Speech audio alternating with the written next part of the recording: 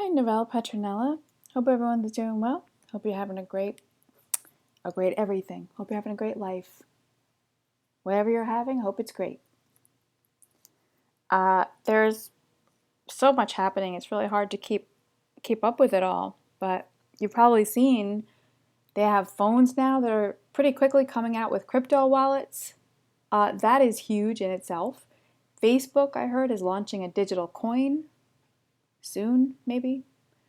Shopping malls are hosting ATMs, which are everywhere, and those ATMs have digital currencies like Bitcoin, Litecoin, XRP. Um, I was just reading about NASDAQ Ripple Index, I think it's called. That's coming. I'm still researching exactly what that is, but that's really interesting. And then, of course, Coinbase listing XRP. Check, check, check. Current price 32 cents. Yesterday, Love for Crypto did a really good live stream, and I had a few people on it. It was a couple of hours long. I think I caught maybe an hour of it, but a lot of really good conversation topics. They were talking about crypto regulation and the Ripple lawsuit and both sides of that, and just some really good topics. But what was really funny to me were the comments that kept popping up.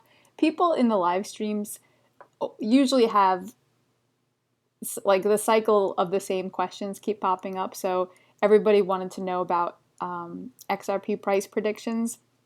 And then someone finally answered and addressed it and said, hey, it's not the price, it's the volume going through the ledger. That's the key. And then someone commented, okay, volume prediction then? So I thought that was funny. There's a lot of people that give price predictions, but there's Bo Polney, who calls himself the analyst of time, who I seem to reference a lot, is someone that does, he doesn't necessarily do price predictions, but he does do overall market predictions, and he thinks that crypto is going to go very, very high in the coming weeks. I have this video here. You can hopefully you can see it because my technical skills are less than stellar, and I have a habit of putting things up that you can't see. So if you can't see it, I'll link it in the description. But he shows how the market cycles, pretty accurately. And in this talk, he's showing that there's a 38-year cycle and how it just keeps repeating. So far, he's been very spot on definitely for the past few months anyway. But he's consistently said that he believes, or the chart shows that the bottom is in. When he says that, he's talking about Bitcoin, but it translates to crypto in general across the board. But he had also said that when the economic crash happens, which I think he said he believes is happening this month in March, that crypto is going to go super, super high up, never to come back down to its current levels, like ever again. What if he's right? I don't know. But I'm going to be watching his predictions over the next few weeks for sure.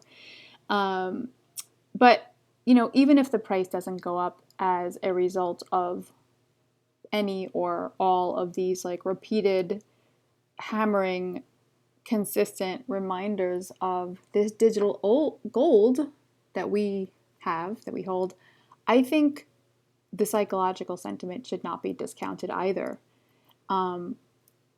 Even the XRP dissidents in the world that have massive followings, and they continuously tell their followers or their underlings that XRP isn't going anywhere, and then they repeat the refrain, and then so on till it gets back to the XRP community, and then it agitates people just like it was designed to do.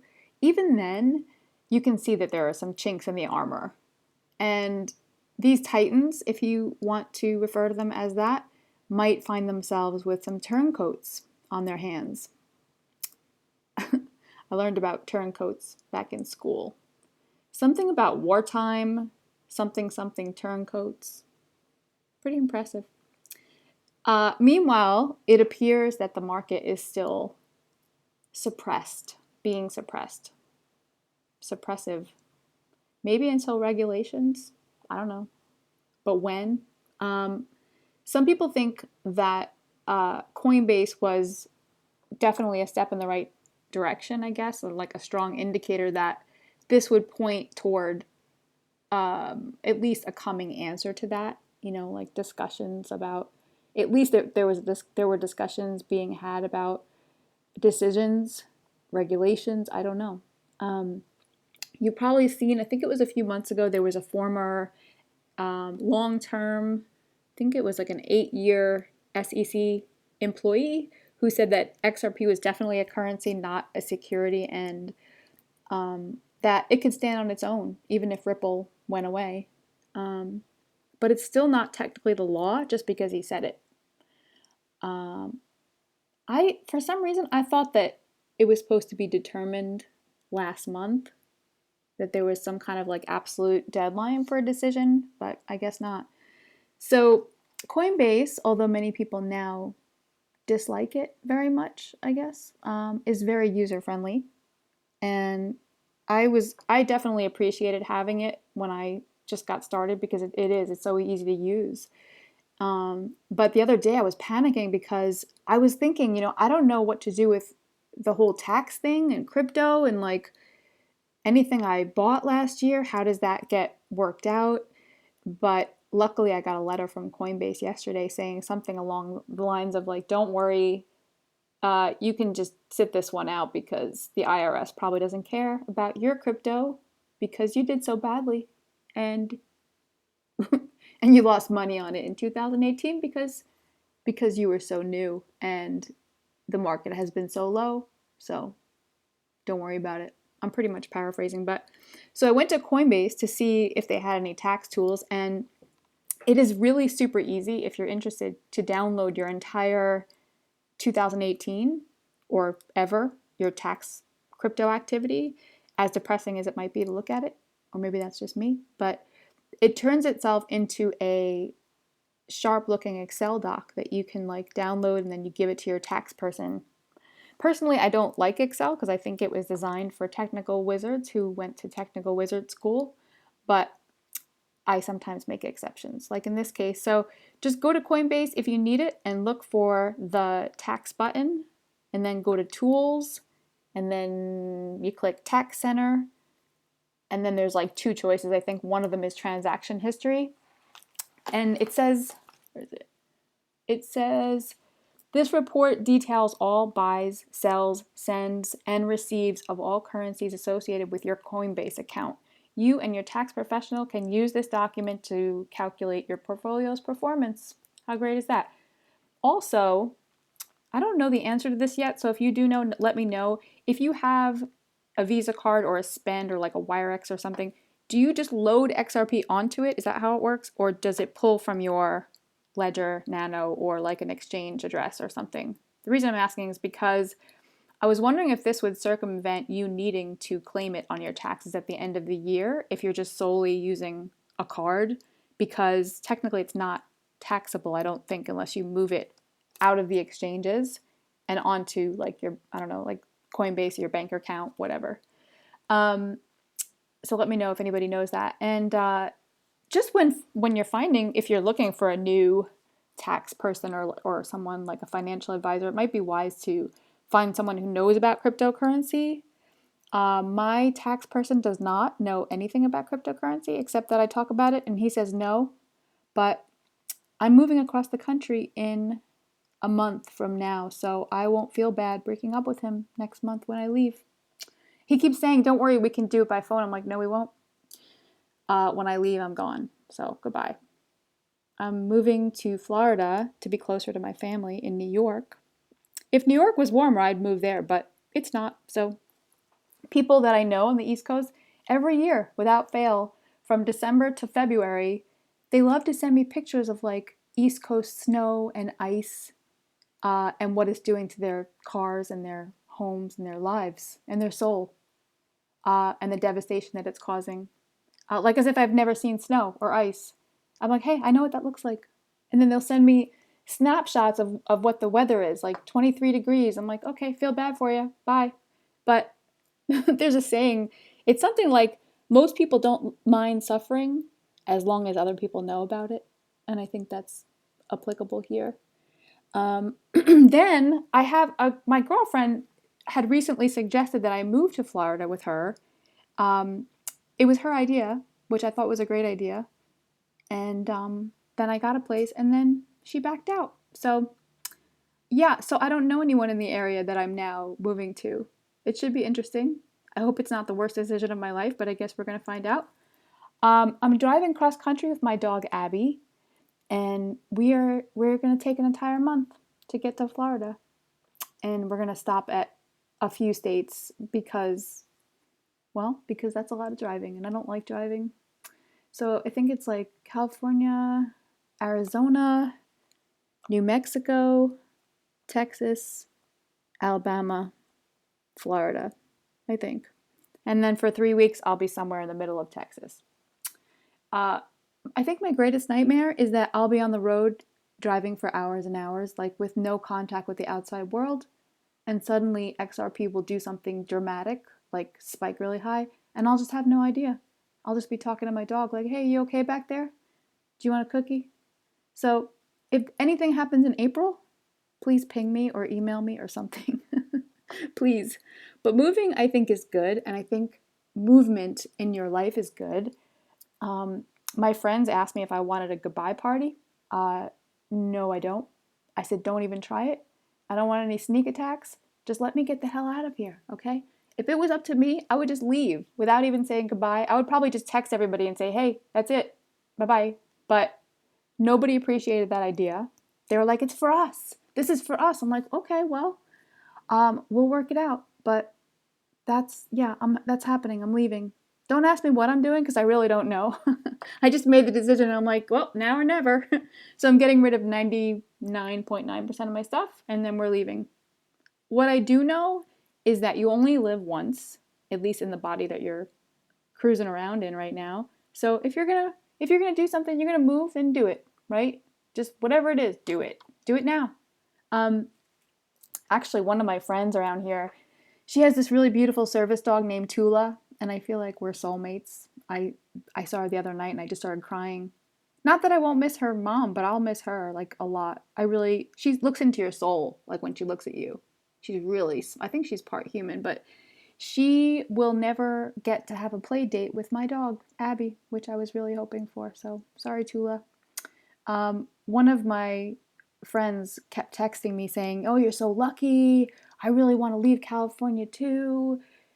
And then he just kept sending the same text, like, oh, you're so lucky. I wish I could do it. I said, hey, finally, I was like, do it. Don't talk about it, be about it, right? And then there was silence. And then he just wrote, I can't. And I said, okay, man.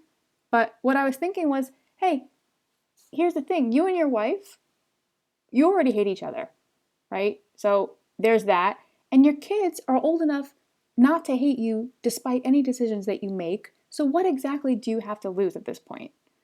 I'm not the arbiter of his affairs, literally. But this is the same guy I've spoken to about XRP a few times, and he told me that he has another friend who's a financial advisor who told him to invest in Bitcoin and just kept telling him, this is the time to do it. You're going to regret it if you don't. But he decided against it because he said it sounded too risky. Well, life is risky, but I think he didn't want to hear us talking about it anymore, so I stopped. But all I could think was, friend, the conversations you and I are having about it right now are going to be a lot less painful for you, not for me, but a lot less painful in retrospect than the one we're going to inevitably have in a couple of years when you call me up because, I don't know, you were like watching the Super Bowl or something and you were blinded at the halftime show by like little Bettys in flashy little costumes with like big digital currency flashing letters on them or something. And then at that same time, crypto is running through all the major outlets, rivers, plumbing in your city. I won't answer the phone, by the way, if you do call. So, but if you think about it, you know, we can do anything we want. Like, that's the thing. It's not just because this happened or that happened. You can always do what you want. So when people tell me I can't, I'm like, all right, well then you can't. But I've always had the idea that I wanted more freedom or more opportunity to do things that I want to do. And even now that I have adult freedom versus like child freedom, which isn't much, now I want government freedom. And then after that happens, I'll probably want like other planetary freedom. And then like what else is there, right? But even when I was younger, like I always wanted to escape the little preschool where they held us against our will. You know, I always remember this girl. I had this little friend named Doreen, and I really liked her because she wasn't very smart. So she would pretty much like listen to anything that I said and and just agree with me, which was really nice at that age. But I told her that, you know, we were outside playing and I said, "See that wooden fence that's keeping us in here? If we can get over that wooden fence, we can do whatever we want." So I brought her up to the fence and I let her peek through the little hole in it. And I could tell she was like mesmerized. There was like life out there. And I told her, "You see over there? There's people. They're going to stores. They're buying ice cream. They're walking around. There's dogs. We can hug them. We can do whatever we want." So I remember her telling me that her sister had a broomstick and she could fly, but she didn't have the broomstick with her today. Otherwise, we could have just used that to get over the fence. Like I said, she wasn't very smart. So I told her we're going to have to climb up the wall to get over the fence. So so we got halfway up and then two of the teachers came running over and like dragged us back down. And that was the end of our freedom. But when you don't have freedom to decide for yourself, you know, that's when you want it more badly.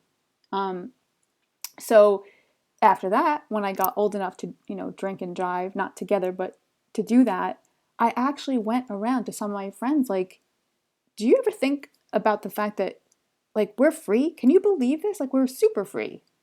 We can literally do what we want." No one seemed to care about that, you know? So I, as a teenager, I remember going to a concert one night and I just didn't go back home for like a week. I was like, I don't see the need. I met some hippie guys after the concert and they were making t-shirts and traveling the country. And they were like, "Would you like to come?" I said, "You know what? Yes, I would. I can make t-shirts." So we got in the car. That was New York. We got as far as Jersey and we got arrested. And then my parents had to come get me out of jail. So there went my freedom again. So when people talk about financial freedom, you have to imagine that for some of us, or maybe many of us, it's a very foreign concept. We're not used to being free. Not everyone, I mean, I think some of us are, but in my opinion, investing in crypto, and of course my top choice being XRP naturally, investing here right now is probably as free as you can make yourself later, if that makes any sense. But like if you were going to take any bet, you know, and I'd much rather be proven wrong and have invested than be proven wrong and haven't.